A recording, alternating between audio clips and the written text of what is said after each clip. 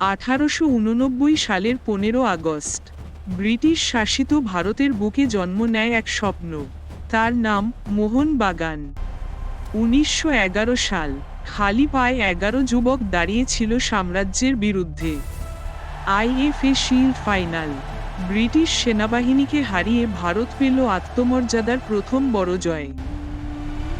সেই দিনটি শুধু একটি ম্যাচ ছিল না, এটি ছিল এক বিপ্লব।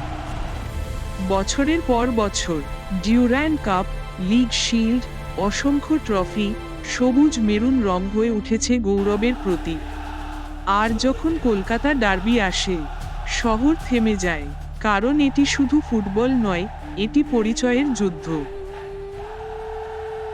আন্তর্জাতিক মঞ্চে এশিয়ার বিরুদ্ধে ভারতের পতাকা উড়িয়েছে এই ক্লাব। সংগ্রাম এসেছে, বিতর্ক এসেছে, কিন্তু ঐতিহ্য কখনো হারায়নি। 130 বছরের ইতিহাস, অসংখ্য কিংবদন্তি, অসংখ্য আবেগ। মোহনবাগান শুধু একটি ক্লাব নয়, এটি এক চিরন্তন বিপ্লব।